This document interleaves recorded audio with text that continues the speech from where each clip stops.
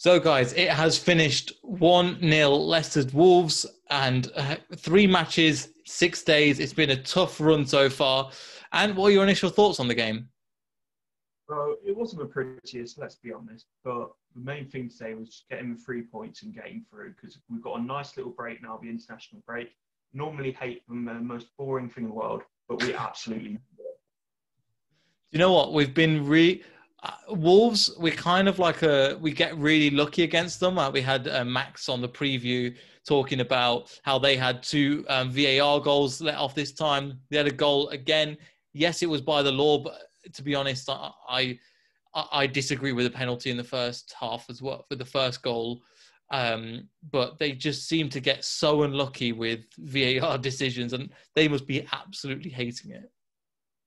Yeah, and today's one seemed like last year they had two that seemed very soft, but I think today was the worst out of the bunch. I don't think today's was a penalty at all. I'm going to be honest. I'll happily take the fact that we got it, but it's very harsh on Wolves. Yeah, for sure. And obviously we got the second penalty that was more concrete that we actually got it. But however, I think the fact is Vardy should have put it away. He didn't.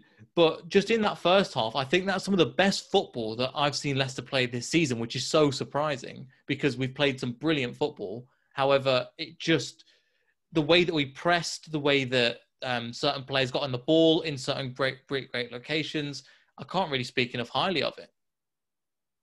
I thought first half we were brilliant, and if you were going to be like really nitpicky about it, we should have buried the game in the first half.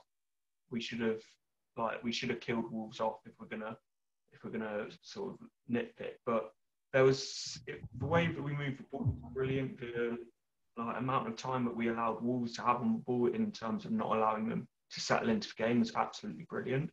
But we've got to be more clinical with the chances that we did create. Yeah, totally agree. I think that's one thing that in past games we've actually had that, but I think in this game the problem was we couldn't quite. Wolves are really good at this. They'll put all the people in front of the ball and just block it, and a lot of the time we didn't quite create the chances that we should have. But again, I think we are nitpicker because it was a brilliant performance. I think in the first half, everything that was good was coming. I put it down. Everything good was coming through Dennis Pratt, and I don't know if I've not been watching him as much as last season because I know it's James's favourite player, but in this game I just noticed he just and of recent since we've started this season, he's looked absolutely brilliant. Yeah, I think he's always been very, very underrated, but I think playing in this more advanced role that he's doing now really suits him because he's a proper technician of a player. So I do think it suits him, and then also having Maddison up with him, I think this position it allows him to get further up the pitch, so we see his best qualities more. Because last year he was having to play a bit more box to box. Yeah, I think he's kind of doing not as much box to box, but he's dragging back and he's coming back into that 3 in the midfield and then going forward and playing that number 10. I think what's really useful as well with Pratt is that all the attention is on Maddison because of the way that Maddison's been portrayed. He's obviously in the England lineup. He's English, so there's a lot of praise around that position as well. So Dennis Pratt's kind of gone under the radar. So at times they're putting 2 people on him and they're not quite seeing the runs of Pratt. And also the defensive work I'm really, really pleased with. But I think that, yeah, again, I don't know if he's been, because maybe I was concentrating too much on Tielemans, but he just seems to have leveled up massively. I think another player that if we were in the stands, I think the crowd would absolutely love is Wesley Fofana. I mean, what a game he had today. Like, that was the best performance we've seen of him in a Leicester shirt, and that's saying a lot because we've seen some very good performances already. But the moment that springs to mind is when Wolves had a 3-on-3, and he comes back, slides in from the side and wins the ball, and then runs halfway up the pitch to start another counter-attack. Yeah. It's just absolutely brilliant. If he was played for Man United or Man City or one of the big 6, he would be labelled as one of the best signings of the summer. But because he's at Leicester City, he's going under the radar, and that's absolutely fine by me. Yeah, we were just talking about that off camera, literally just about that, how a 1-0 win, even it won't set the world alight. However, it's a great result for us. It gets those 3 points. It doesn't put us in the made headlines. And also it keeps us in a position where Leicester can go just be amongst the leading group and go under the radar, because essentially that is what we want. Because do you think coming up to last year, do you think we kind of struggled with the pressure a little bit? I think we struggled slightly with the pressure, but also how the season finished. Because last season wasn't a normal season because we had a game every 3-4 days. At that Yeah. time, our squad was very very small compared to the teams that we were competing with, and also other teams in January. The teams that we were competing with, United brought in Bruno Fernandes. We brought in Ryan Bennett. I think we'll leave it just that. We'll leave it at that. Yeah, I think I was asking a Wolves fan about that, and even he was scratching his head in January, going, why have you done that?" But I think as well, I'll say to the group chat we did anyway. We'll get back to the game. I think the confidence that we had in the first half, and it just seems like every player knows what they're doing in the positions they're playing. Players like, as you're saying, Fofana, Luke Thomas, James Justin, who I think had an incredible game as well today. They all look like they come into the squad. They've not played that many games, but they know exactly what they're doing. And that's something that we couldn't rely on last year because 90% of the time it had to be the same starting 11. Yeah. So having these players now that know the system and stuff, I think a huge amount of credit has got to go to Brendan Rodgers because he took a lot of criticism at the end of last year, but he's turned it around completely in terms of like we were in a proper bad run of form for the end of last season. And there's a lot of people who were worried we were going to carry that into this season, but we haven't. Brendan Rodgers has got all the players back on side, and we're playing some very, very good football. So he deserves every bit of credit. Totally agree. I think one of the things, he's raised the confidence of certain players, and also the way he's managed to drill the tactics into the players as well. Bearing in mind, we're playing, I think, 3 or 4 different formations in the last 6 games. We've not kept it the same way. We've not played one kind of 4-1-4-1 as we were playing kind of last season. We've changed it up massively, and it looks like Brendan Rodgers wants to play with the 3 at the back. And I think in recent weeks, we've seen that it can work, where before, I think coming into the beginning of the season, we weren't sure if it was going to work. And going through it at the back, it excites me when we're going to have a back line of Johnny Evans, Siunchu, and Fofana. That looks very exciting. Yeah, I definitely agree. But even then, I think Fuchs, the ability to play a long ball, or even at times when we get a set piece to just smash it, like he's done occasionally, I think we're not really missing Siunchu as much because because Fuchs is doing such a good job at telling Luke Thomas at that position how to play, and also just leading from the back. And I think talking of players that are going into positions they're not familiar with, I don't think we can not mention James Justin. He's played left back, right back, left wing back, right wing back, centre back. Everywhere across that back line he's played, and he's looked comfortable in all positions. Yeah, and he's only 22. People forget that we only bought him in from, bearing in mind he was in League One a couple of years ago. Now, to go from that to obviously having a year in the squad, kind of like Siunchu did, kind of at the backbench, kind of turning over. I think he's 22 now.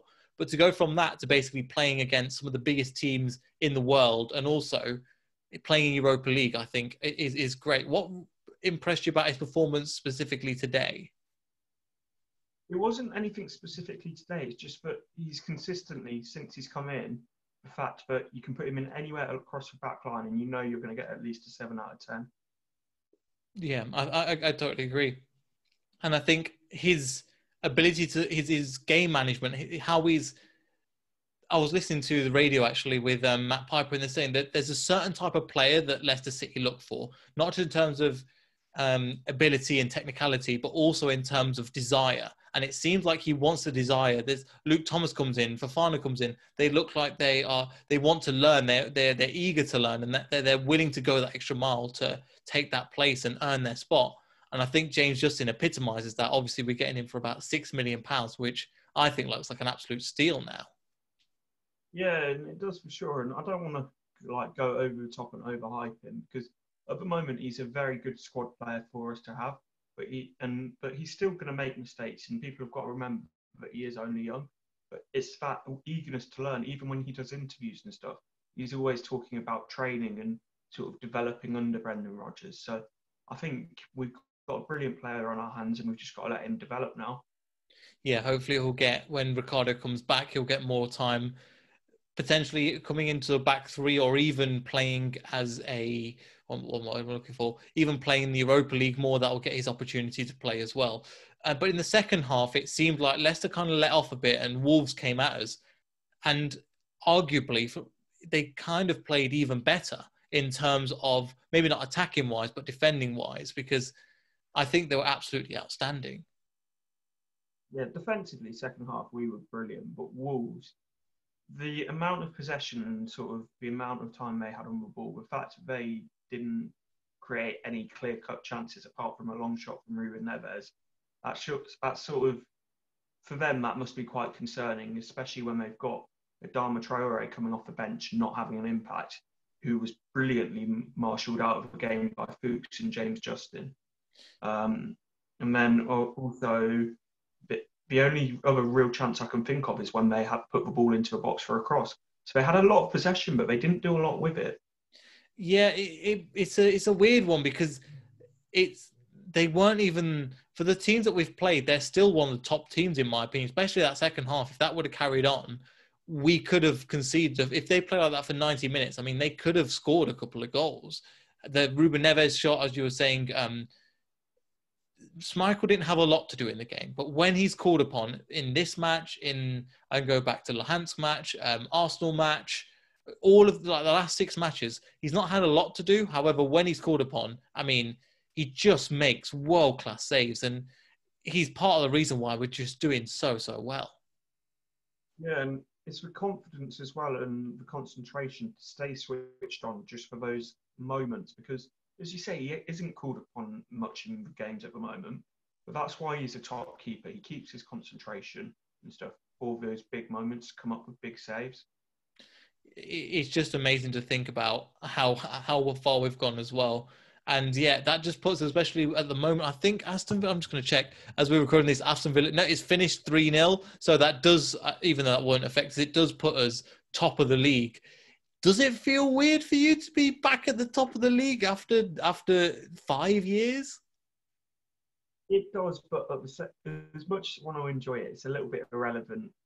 What, 8 games in? I don't want to get carried away, but it is fun to poke at some of the bigger club fans. Yeah, especially when we've known that Ndidi's going to be coming back in about a few months. Soyuncu looks like he might be coming back. We'll probably do a podcast later on about the injuries and stuff. Ricardo looks like his way back into Italy. Castagna is on his way back. So a lot of these top players are really coming back as well. I just wanted to quickly, before we wrap up, talk about man of the match as well. So who would you give the man of the match to for Leicester City?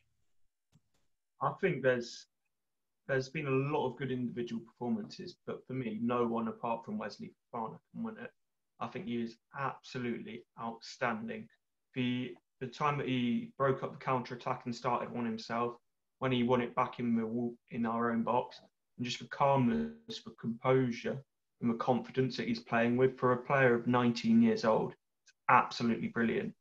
He's definitely going to be the future of France, like, for the way he's playing, and he could do really, really well for them. I think one of the things that really impressed me, obviously we were saying that, and we were looking at it just as we signed him, as the transfer window was closing, that we were a bit dubious at the beginning, like spending this much money on a 19-year-old that's not really played much for Saint Etienne, but we've proved 100% wrong about that, and we're so glad to have.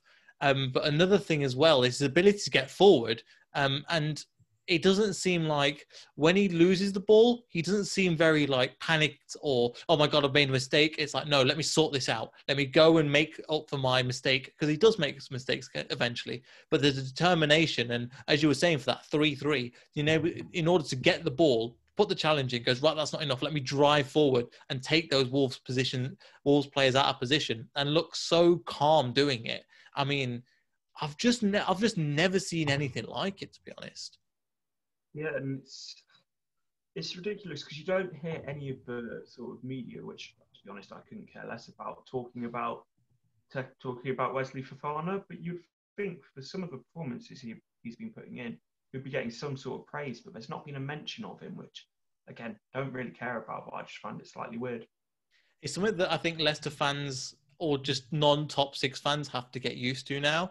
The fact that we have great players, and especially if they're not English. Like you look at the likes of James Maddison, kind of Jamie Vardy was that, but he was a bit older. But James Maddison in particular, were people were looking at. It tends to be when they get into the England squad, that's when people start really paying attention. Look at the likes of Harry Maguire, look at the likes of Ben Chilwell. That's when they started to pay attention to them, when they started to get these bigger opportunities. However, we're not going to complain too much. We're still top of the league. 6 wins out of 6. I think 4 clean sheets out of 6 as well. And yeah, we're just flying at the moment. I mean, I think the players are, and we're going into an international break now as well, which is nice because I think we've ran ourselves into the ground a little bit, even though we didn't look like it towards the end of the match. No, we didn't, and that's credit to the players that they kept going till the final whistle. And it's a well-deserved break now, but we've got an incredibly hard game after that, going to Anfield. So hopefully they can rest up. We can get some of the key men back and go and take the game to Liverpool.